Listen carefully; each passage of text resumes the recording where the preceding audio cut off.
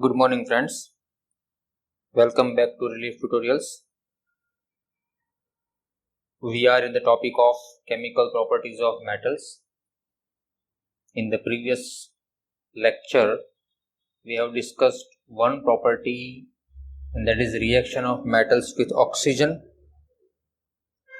And now the topic is about second chemical property, that is reaction of metals with water. Second chemical property, reaction of metals with water.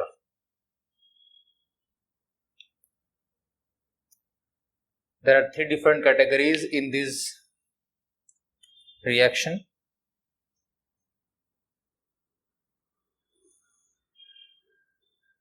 Metal with cold water,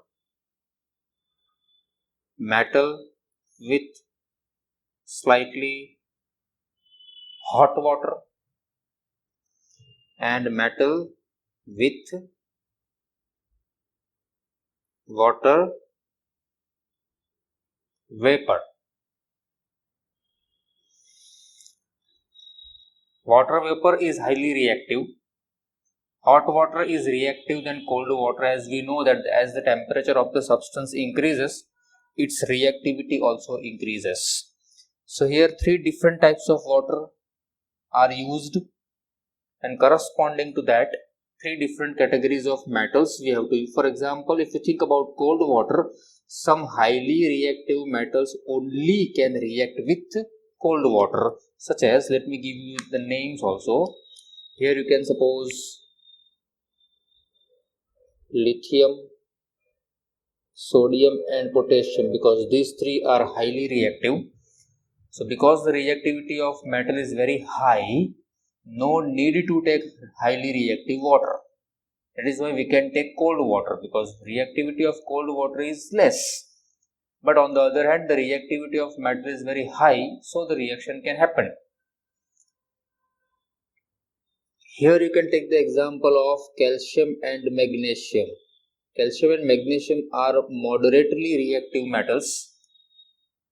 So we can take slightly hot water for reaction to occur. Here you can take less reactive metals like copper. Before that, aluminium and iron are the best example for that. So lithium, sodium and potassium like metals can react with cold water. Calcium and magnesium like metals can react with hot water. Aluminium and iron like metals can react with water vapor. So it will be very helpful to you to write the examples. We will write the reactions. But before that, what will be the product?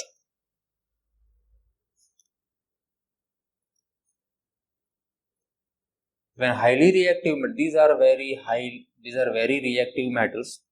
So they react with cold water violently, or we can say vigorously. Okay, so they give out metallic hydroxide, means base, plus hydrogen gas and extraordinary amount of heat.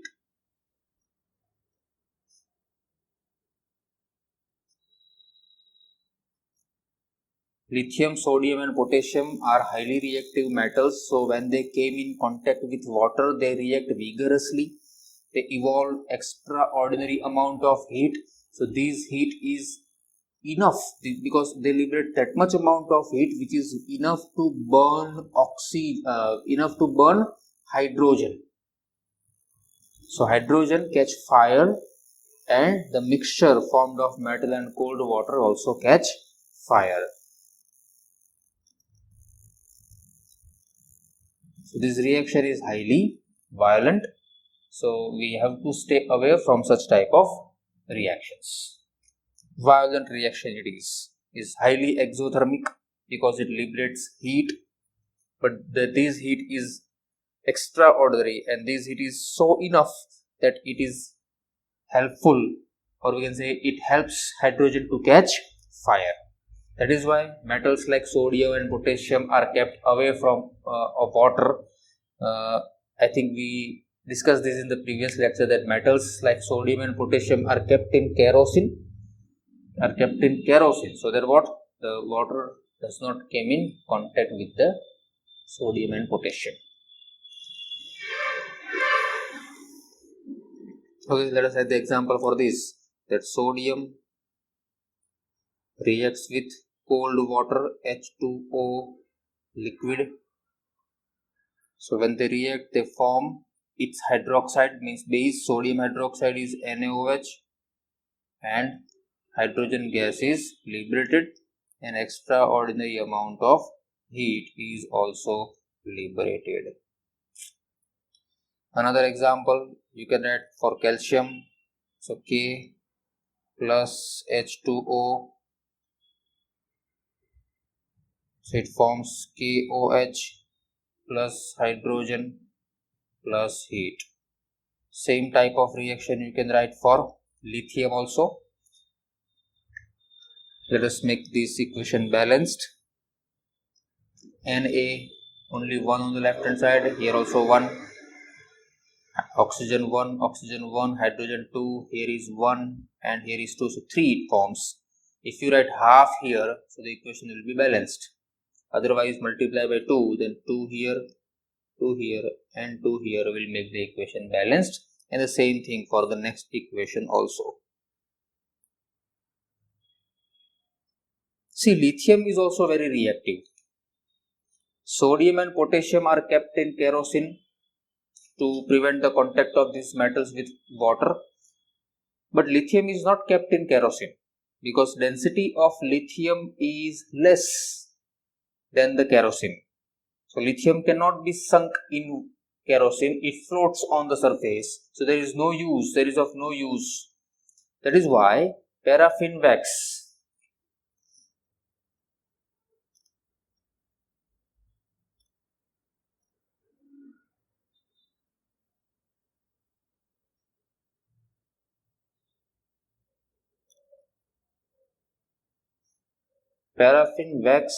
is used to store lithium to prevent water contact. Sodium and potassium are kept in kerosene.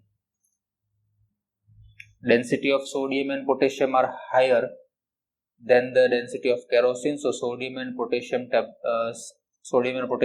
be sink in kerosene, but density of lithium is very less as compared to kerosene, so it floats on the surface of kerosene, so that will be of no use for us. So that is why paraffin wax strips are used to cover the lithium metal. Lithium metal is covered by the paraffin wax strips, so that what, the water cannot be came in contact with the metal. Second type is calcium and magnesium like metals reacts with hot water. So during the hot water also they form metallic hydroxide and hydrogen gas, and also the heat is evolved, but here the heat is not enough. Here the heat is not enough to for hydrogen to catch fire. So this reaction is not violent, and hydrogen, here in the first case hydrogen catch fire, and here hydrogen does not fire. Hydrogen is not going to catch fire here because the heat evolved here is not enough. Let us take the example calcium here. Calcium reacts with water, so it forms its hydroxide. Its hydroxide is calcium hydroxide, CaOH twice. It liberates hydrogen gas and also it liberates heat. These two reactions are highly violent and this is less violent. Is that clear?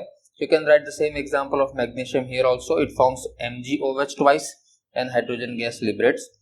Let us make the equation balanced. Ca calcium atom on the left hand side is 1. Here also on the right hand side it is 1. H2, H4, O2, I think 2 here, and the equation is balanced.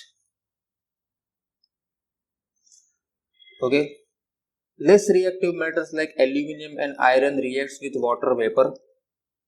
Okay, and it forms metallic oxide in place of metallic hydroxide. Remember, you have to remember the product. Highly reactive metals like lithium, sodium, potassium reacts with cold water. Calcium, magnesium reacts with hot water. But in first two cases, the product is metallic hydroxide, means their bases, and hydrogen gas liberates. Okay. So here we have example of metallic, here we have what aluminum and iron reacts with water vapor. It forms metallic oxide, hydrogen gas liberates, and little amount of heat is also evolved. So let us take the example of aluminum first. Aluminum reacts with water vapor. Aluminum reacts with H2O gas. H2O gas means water vapor. So it forms oxide of aluminum, not hydroxide. It forms oxide. So aluminum oxide, very famous oxide, Al2O3, and evolved hydrogen gas. Solid form of aluminum oxide and the gaseous state of hydrogen. Make the equation balanced. Aluminum 2 here. So let us make 2. O3, O1, so O3 here, hydrogen becomes 6 on the left hand side, so write 3 and make them balance.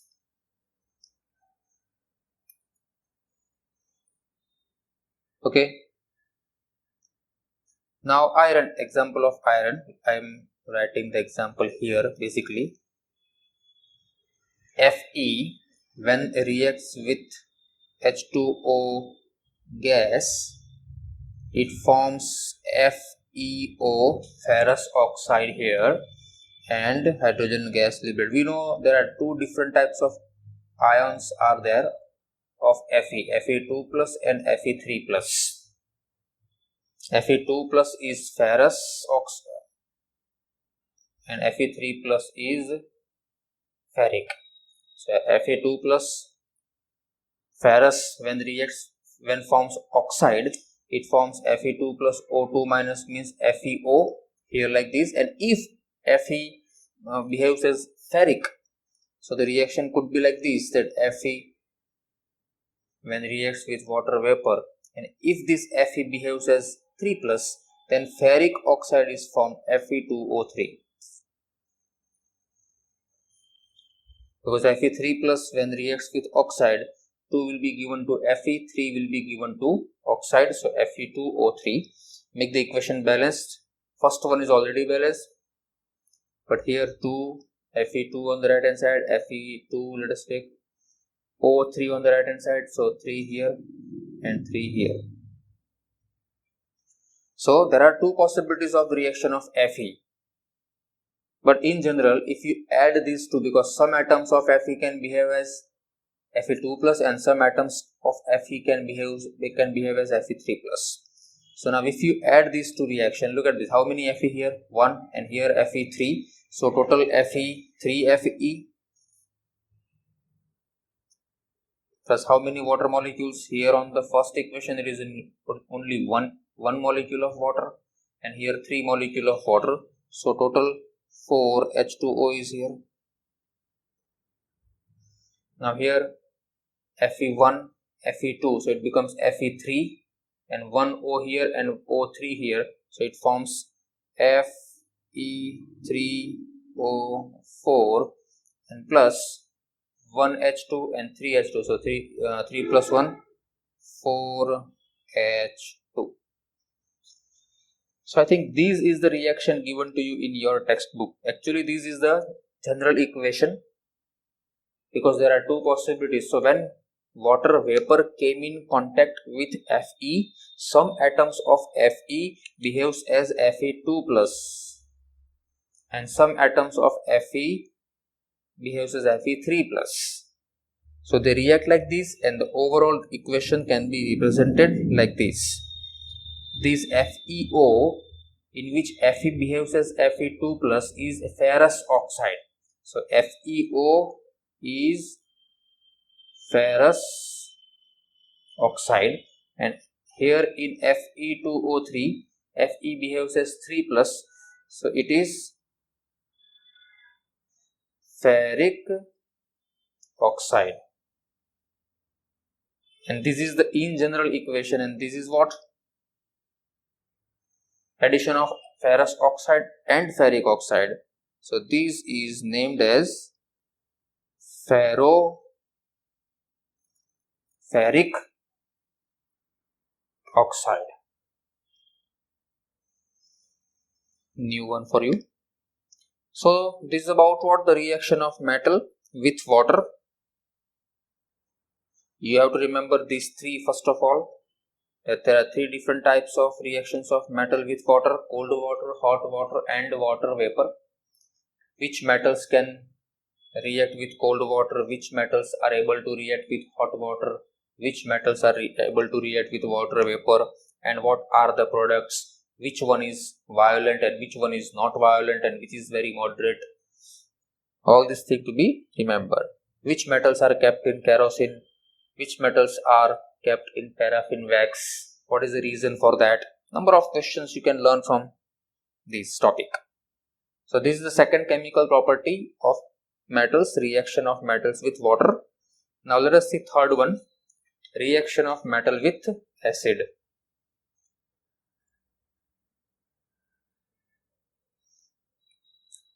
See, one more thing to remember here. Lithium, sodium, potassium are highly reactive metals. Calcium, magnesium are moderately reactive.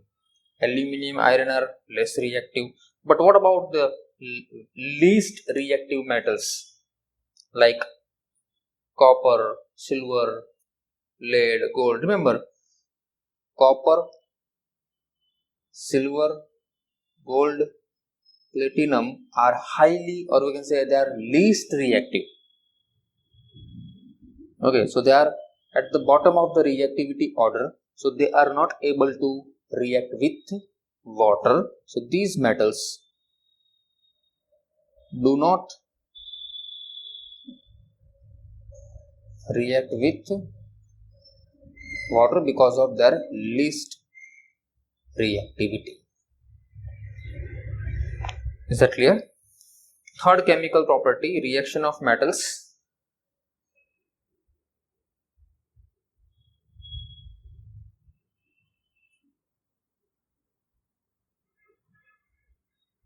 with acids. In the chapter of acid base, we have studied this property already. See, in that first category,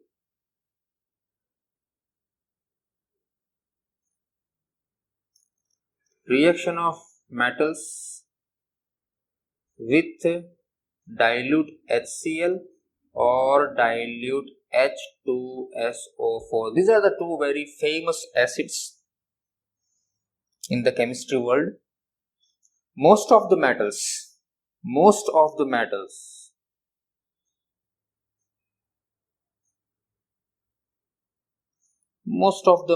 except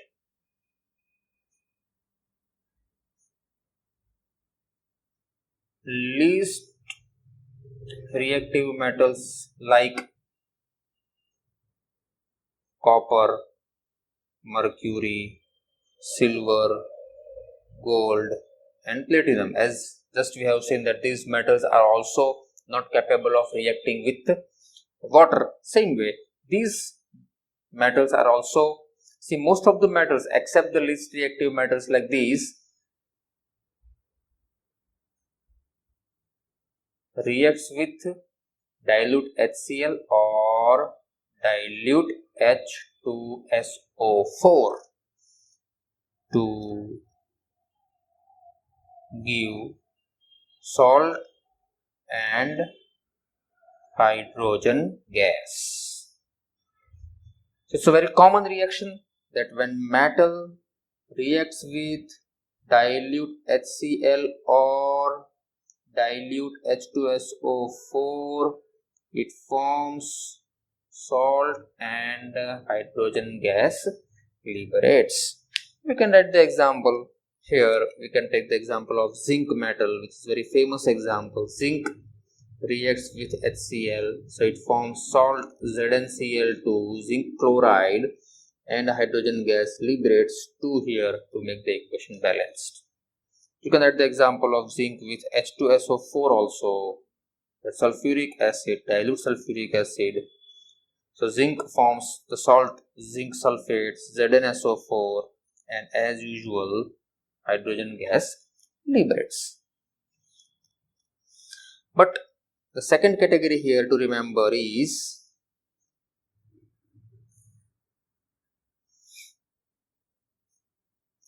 except magnesium and manganese,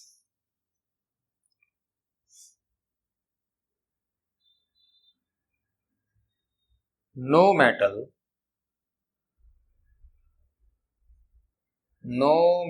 gives hydrogen gas on reaction with dilute HNO3. When magnesium or manganese reacts with HNO3, when magnesium or manganese reacts with dilute HNO3, they form salt and hydrogen gas. The reaction like this. But all the other metals when react with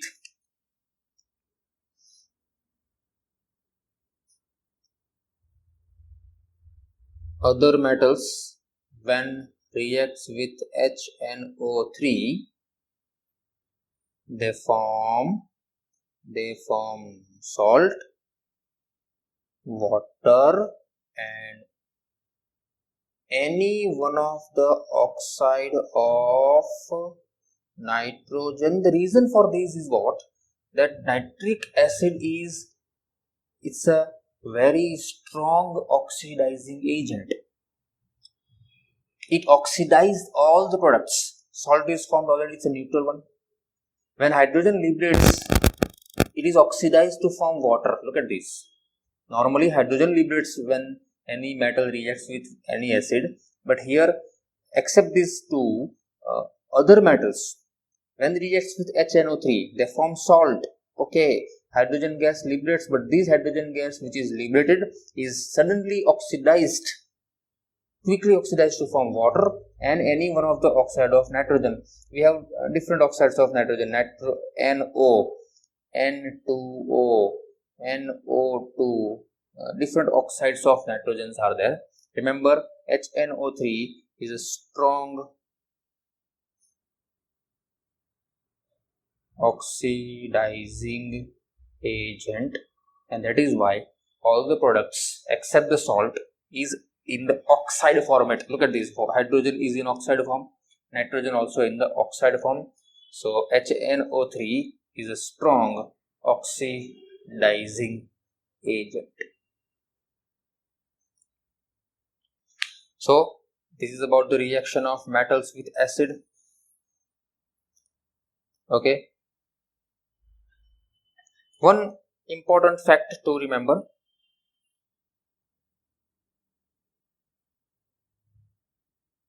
do you know aqua regia?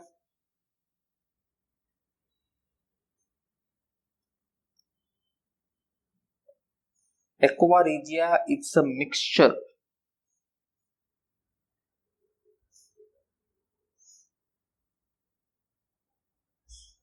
of concentrated HCl plus concentrated HNO3. It's a mixture, concentrated HCl plus concentrated HNO3 in the ratio of 3:1. Means 3 parts of concentrated HCl plus 1 part of concentrated HNO3, means 75% concentrated hydrochloric acid and 25% of concentrated HNO3. This mixture is called as aqua regia. This mixture is used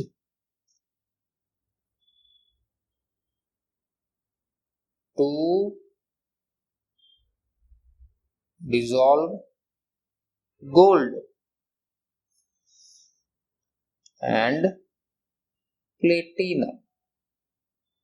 This mixture is called as aqua regia. It's one type of water.